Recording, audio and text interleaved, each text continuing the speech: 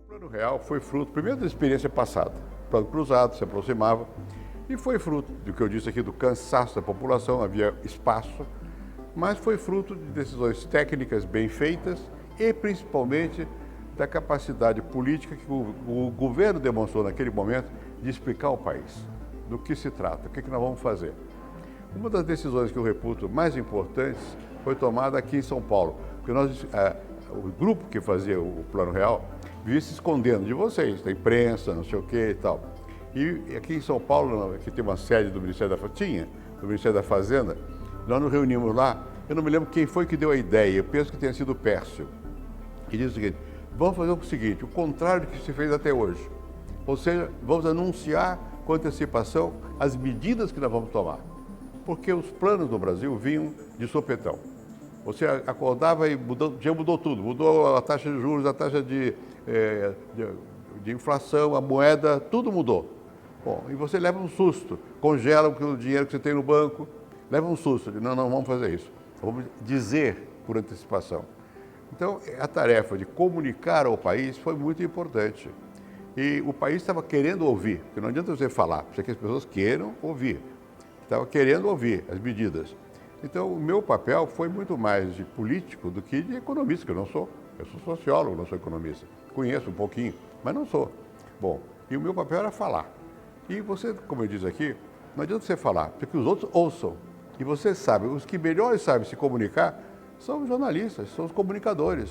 Então, eu ia muito à televisão, ao rádio, ao jornal. Eu falava sem parar, para explicar o que nós íamos fazer. E nós fizemos, né?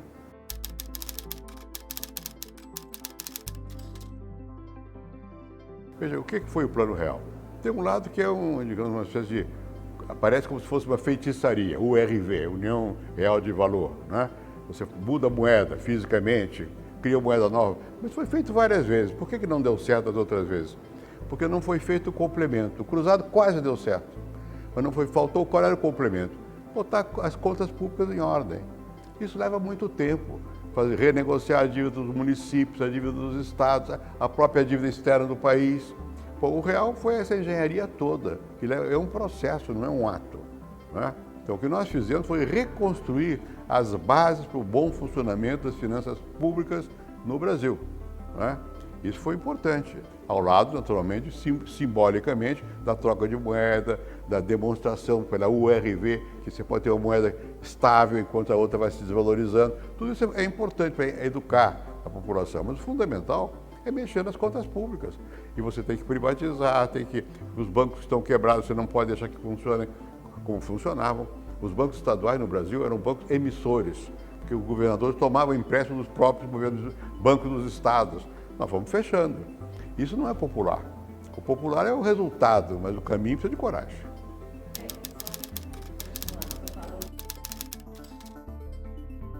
O Plano Real permitiu que nós víssemos mais longe. Isso é importante, porque na inflação você vai no dia a dia. Não é só a pessoa, não é só o trabalhador, que também sofre, mas o governo também não vê. Porque o governo está o tempo todo tratando de se salvar. Então, não tem tempo de imaginar o que vai ser o Brasil, o futuro. Então, o real trouxe uma certa estabilidade que afetou também a possibilidade favorável para a democracia. Obviamente, o real produziu como resultado um bem-estar para a população, aumentou o consumo. Os outros passos nós começamos a dar também, né? Não se esqueça que a Bolsa Família deriva do Bolsa Escola. Foi criada no meu governo. A reforma agrária, nós aqui aumentamos muito também. Quer dizer, precisa de outras medidas, né? Nós universalizamos a educação primária, do curso primário. Precisa de várias medidas, mas sem o real não haveria essas medidas, porque não haveria tempo para isso, era tudo no sufoco, né? Mas o fato é que era importante as duas coisas, tanto você estabilizar a economia, quanto fazer medidas tomar medidas que levassem ao bem-estar maior da população.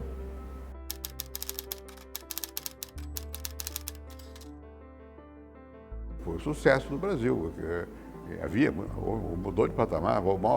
Eu me lembro, a primeira vez que eu era ministro da Fazenda, que eu tive que ir lá ao Fundo Monetário, eu era o pintinho feio, a galinha fora do ninho, porque a Argentina, o México, estavam brilhando, estavam tomando medidas. Algumas não deram certo, mas eles brilhavam na época. E o Brasil não. O Brasil já tinha a fama de não conseguir. Então, quando nós conseguimos, é claro que isso deu um impulso grande.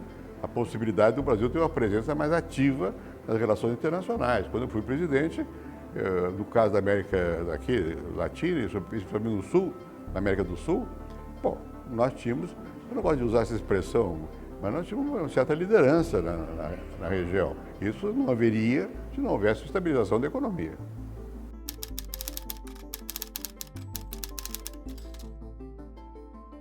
Dentre os economistas que ajudaram a fazer o real, muitos deles eram do PSDB. Nós tínhamos feito um esforço para atrair a universidade para o PSDB, para o partido, e houve um apoio importante da bancada do PSDB. Não é? Houve várias reuniões em que, por exemplo, um caso direto, Mário Covas era governador de São Paulo. Bom, na hora de fazer a aplicação do real, nós fizemos uma reunião, o Mário participou, foi no meu apartamento. E, a uma certa altura, o Mário disse, olha, eu não estou entendendo muito bem o que vocês vão fazer. Porque ele queria saber se ia haver ou não. No fundo, todos queriam congelamento. E nós não íamos fazer congelamento. Mas eu confio, eu vou defender. E defendeu. Quer dizer, aquilo foi importante. Né? No começo, o José Serra me ajudou, porque nós tínhamos um plano mais de controle fiscal. O Serra ajudou. Quer dizer, o papel do PSDB na definição do real foi importante. Essa gente toda criou uma massa favorável no meio político ao real. E, por consequência, o PSDB. Nós ganhamos com certa margem de folga. Né?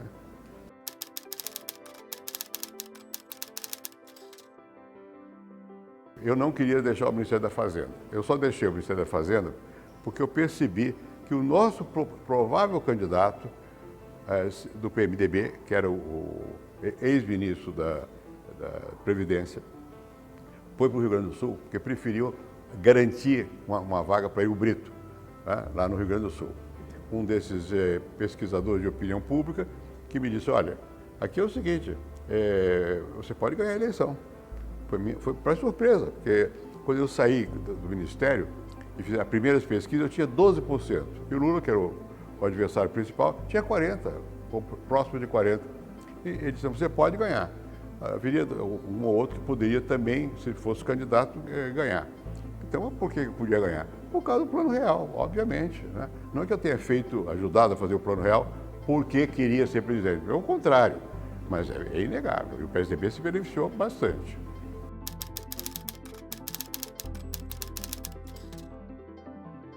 O pessoal atual, quando vê a inflação, 4 pontos, não sei o que, já fica nervoso. Ótimo.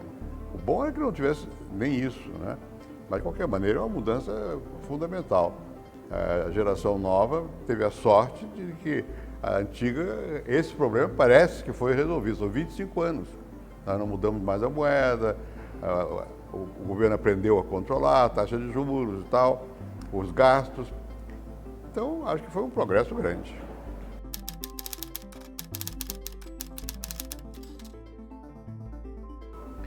Atualmente, eu acho que o PSDB precisa, como todos os que têm uma certa noção de responsabilidade, separar o interesse do Brasil e o interesse eleitoral.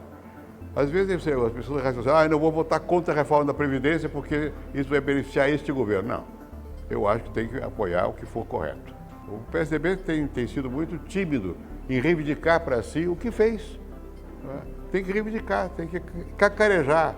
Político que não cacareja não tem resultado.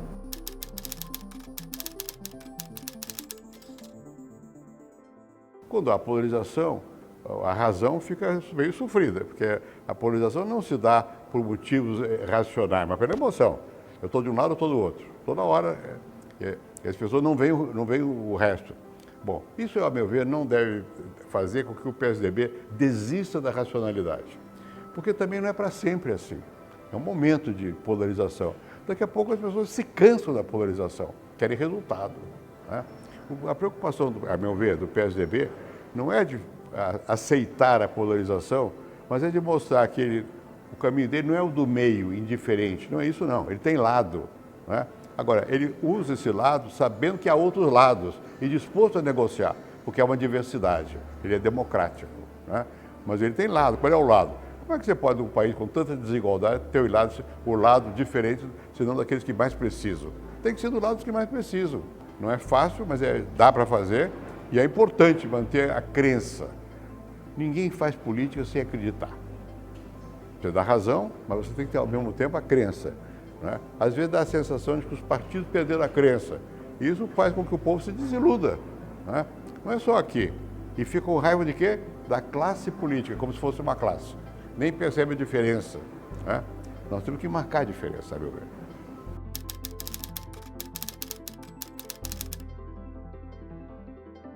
Eu sou geralmente otimista, né? Há momentos que você fica com preocupação. Mas eu acho que nós conseguimos disseminar no Brasil, não foi o PSDB sozinho, nem foi o Real, mas a própria transformação da sociedade, a entender que precisa de democracia, porque que nós queremos a liberdade. Eu vi o Brasil se transformar. Eu nasci em 1931, só 88 anos. Bom, eu vi a mudança, foi enorme. São Paulo eu vi crescer, né? O Rio também, mas menos, porque já era grande, né? Eu vi crescer São Paulo, eu vi o Brasil se industrializar, né? Eu vi o Brasil ser ditadura e ser democracia. Então eu acredito, eu acho que esse povo tem muita força. Todo dia levanta para trabalhar, vai para a fila de ônibus, não sei o que, e faz, e acredita, e continua. Então eu acho que nós não devemos ter nunca a atitude de dizer, não vai dar certo. Vai dar certo, depende de nós. Nós temos que agir, o dar certo não é automático, depende de nós. É isso.